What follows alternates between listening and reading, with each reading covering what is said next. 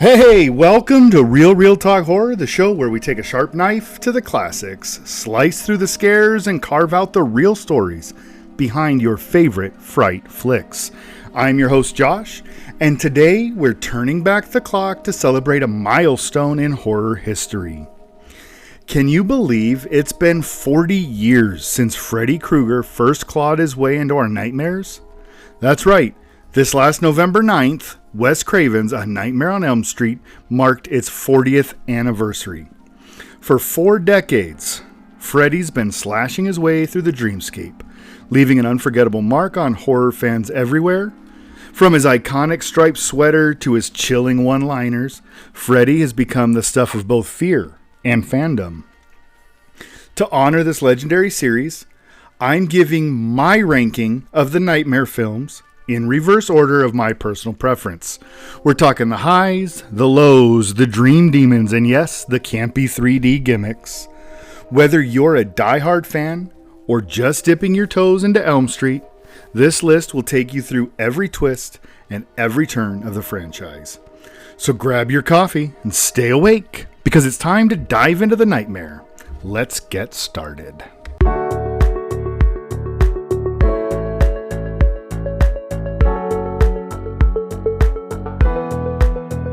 So there are 9 Nightmare movies. I didn't count the TV show because we're just going to focus on the movies on this channel for the most part. So we're going to start off with my least favorite film. And it may not be yours, but it is definitely mine. And that is A Nightmare on Elm Street 2, Freddy's Revenge. Now, let's be honest, every franchise has that one black sheep. And for me, this is definitely it. This sequel had big shoes to fill after the original, and instead of doubling down on what made Freddy terrifying, it took this weird sharp left turn into some bizarre territory. First is the story.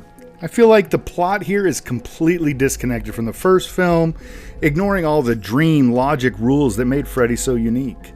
Instead, Freddy spends most of his time trying to possess a teenage boy named Jesse, which, while an interesting idea, ends up feeling more awkward than scary.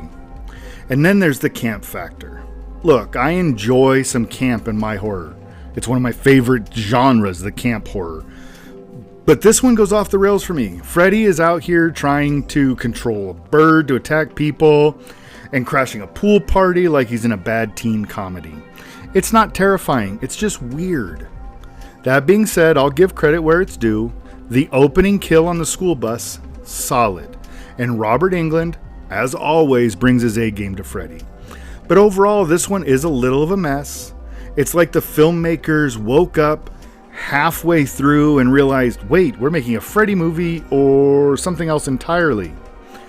Now, don't get me wrong, I understand this has the LGBTQ message woven in there, and it's got the great Clu Gulager, but it just really misses for me. So bottom line, if you're marathoning this series, feel free to nap through this one. Freddy's done much better. Trust me. Coming number 8, Freddy's Dead. Now this movie is where Nightmare on Elm Street series officially kind of hit rock bottom. By this point, the franchise had abandoned any pretense of being scary and leaned fully into novelty territory. And it's that novelty that kind of bumps it up for me. First, the bad part of the novelty, the 3D gimmick. It's just not great. Sure, it was kind of fun maybe if you were sitting in the theater with the flimsy glasses, but I didn't get to view it that way. So I saw this on home video. They provided the glasses and you put them on at a certain point, but it just felt like a desperate attempt to distract us from a really lackluster story.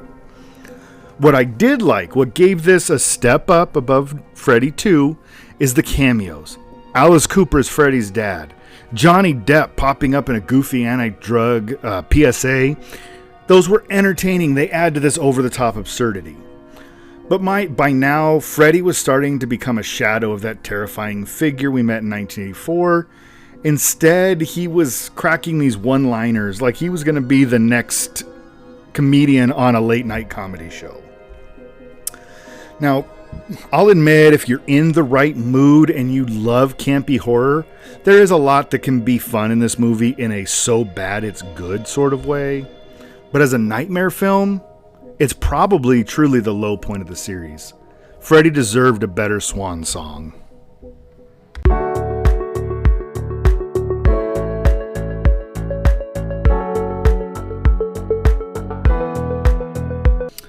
All right, so we've hit 9 and 8. Number 7, we have Freddy versus Jason. Now, let me just say, when this movie was announced, I was hyped. Two of the biggest slasher icons facing off, and at the time, probably outside of Ash from the Evil Dead series, my two favorite horror icons. It sounded like the ultimate dream, or nightmare in this case, matchup, and the concept itself was brilliant. Unfortunately, the execution was not. The movie is heavy on spectacle, some over-the-top fight scenes that are undeniably fun. Freddy's personality shines in his interactions with Jason, and seeing these two legends going head-to-head is a treat. But once you strip away the flashy fights, what's left? Well, in this case, not a whole lot. The story's paper thin, and the human characters, well, let's just say I had forgotten them all. I had to rewatch the movie for this series just to remember who was in the movie and what was going on. It feels like the filmmakers thought, we'll throw Freddy and Jason on screen together and that's going to be enough. But it wasn't. This movie could have been a masterpiece if it had leaned harder into the horror or given us some more compelling reasons for these two to clash. Instead, it's more of a popcorn flick. A fun watch with friends, but not one you're going to revisit for the scares. Freddy and Jason definitely deserved better here. Then sliding into our 6th spot, A Nightmare on Elm Street 5, The Dream Child. This is really the point where the cracks in the franchise's foundation really started to show. By now, Freddy had fully embraced his role as a jokester. He had traded in his scares for quips, and that shift really didn't do him any favors. The storyline here revolves around Alice, our returning heroine from the Dream Master, who discovers that Freddy is trying to use her unborn child to enter the real world. A dream baby. Really, it's as weird as it sounds, and not in that creepy, unsettling way that Nightmare is known for. The whole premise here feels convoluted and more like a bad soap opera than a horror movie. Now, we give credit where it's due. The Dream Child does have its moments. The kills are as inventive as ever, and they lean into that surreal dream logic that the series has become famous for. The comic book death is ridiculous, but visually it's creative. Unfortunately, these brief highlights just aren't enough to save the film from feeling more silly than scary. Now, it's not a total disaster, but it is the kind of movie that you sort of forget about as soon as it's over. Definitely one of the lower points in Freddy's journey through our nightmares.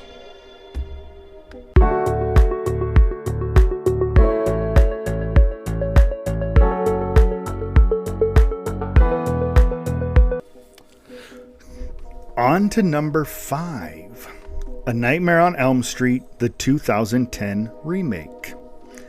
At number 5, I have the remake, and I know this is divisive among fans, so let's start with some positives.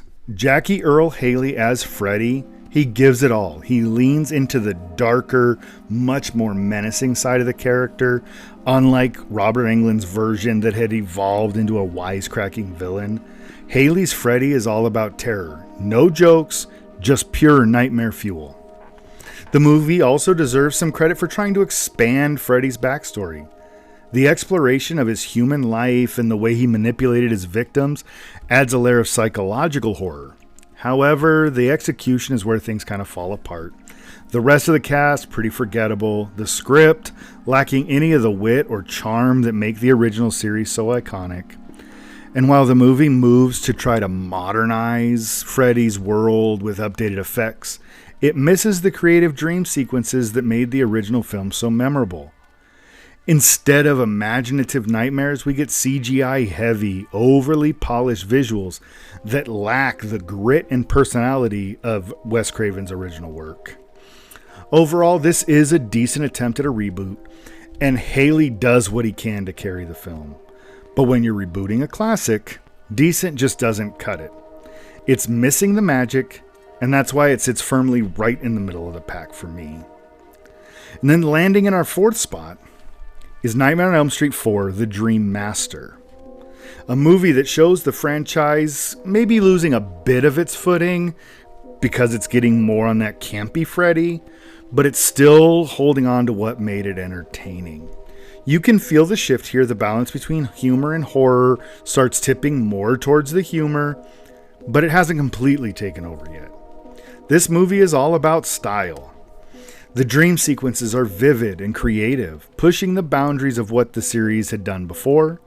The kills are memorable too, like Debbie's cockroach transformation, which is equal parts like bodily horror gross and fascinating. You can tell the filmmakers are having fun exploring Freddy's abilities in the dream world. However, it does have its flaws here. The story is thinner than Dream Warriors, and some of the characters feel like they're just there to up the body count. Alice, the new protagonist, is a solid addition to the series though. Her transformation from this shy wallflower to dream-fighting heroine is one of the film's strengths. While to me it is a noticeable step down from its predecessor, The Dream Master is still a fun, fast-paced slasher. It may not have the depth of the earlier films, but it delivers on the surreal and creepy Freddy moments that fans come for.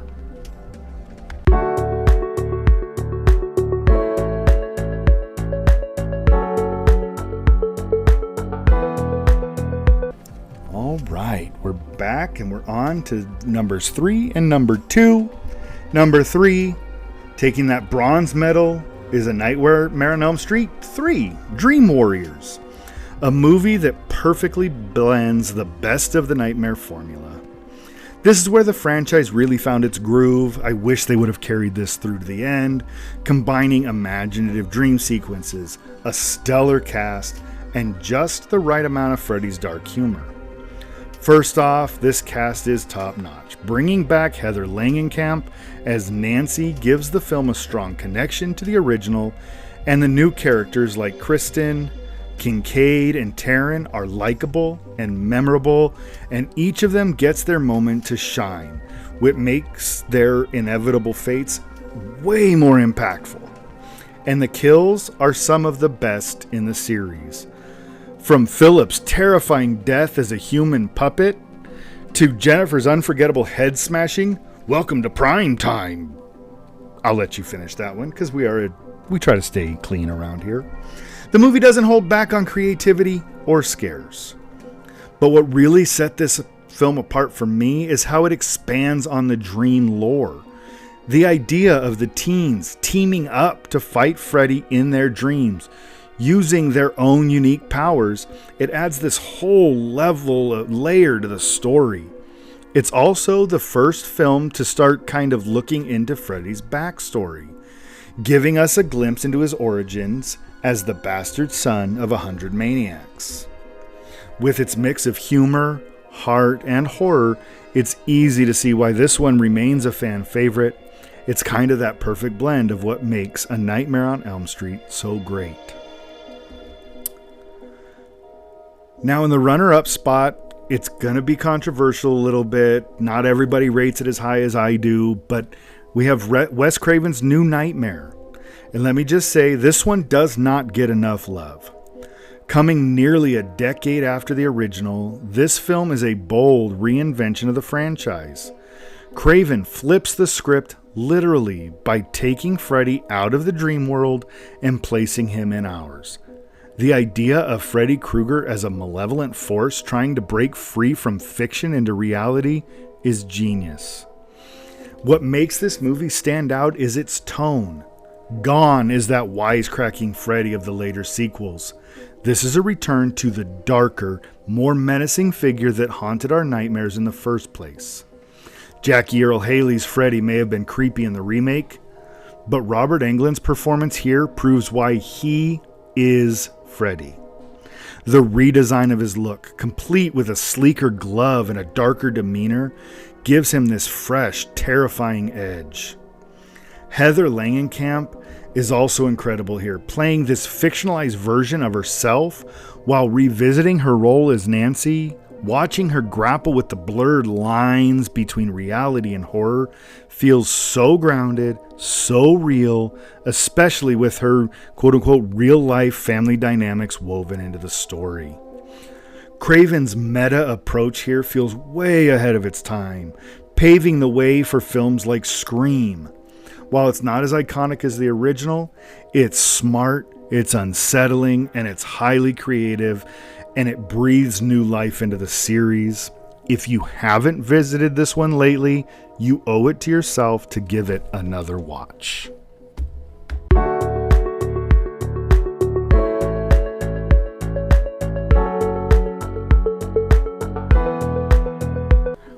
And now, at number 1, no surprise here, it's the original A Nightmare on Elm Street. What can I say about this movie that hasn't already been said? It's a masterpiece, it's a cultural touchstone, it's the film that gave birth to one of, if not the most iconic villain in cinema history, Freddy Krueger. Wes Craven crafted a story that is as imaginative as it is terrifying. This concept of a killer who can attack you in your dreams is absolutely brilliant. Sleep is supposed to be safe. It's where we go to rest and recharge, but Craven turned it into a battleground where the rules of reality don't apply. The kills in this movie are legendary. From Tina's death as she's dragged up the walls and across the ceiling, to Glenn's infamous blood geyser, the special effects are still jaw-dropping, even 40 years later. And you can't forget Nancy, played by the great Heather Langenkamp, one of the smartest and most resourceful final girls in the history of horror films. Freddy in this film is that perfect blend of mystery and menace. He's not cracking jokes or mugging for the camera. He is a true boogeyman, lurking in the shadows with his burned skin, razor glove, and sinister presence. This movie started it all, launching a franchise, a horror icon, and countless sleepless nights. Even after 4 decades, this film is as chilling and as inventive as ever. If you're a horror fan, this is required viewing. And that's it for us here on this episode of Real Talk Horror. But I'd like to know, how would you rate the Nightmare on Elm Street films? Did Freddy invade your dreams as a kid? Or do you have a favorite moment from the series? Let us know in the comments. We'd love to hear your thoughts. If you enjoyed this trip through 40 years of nightmares, please be sure to give this video a like, subscribe to the channel, and hit that notification bell so you never miss an episode. We dive into the best and sometimes the worst of horror, so there's always something spooky on the way. You can also find Real Talk online. You can follow us on Instagram and Threads at Real Talk for more content, polls, updates on upcoming episodes, and just random thoughts that I'm thinking. Prefer podcasts? There's always, you find us anywhere your podcasts are. It's Real Talk, Apple Podcasts, Spotify, even on YouTube. We're all over. So thanks for joining me on this nostalgic journey through Elm Street and beyond. Until next time, sweet dreams, everyone. And just remember, if Freddy comes looking, don't fall asleep.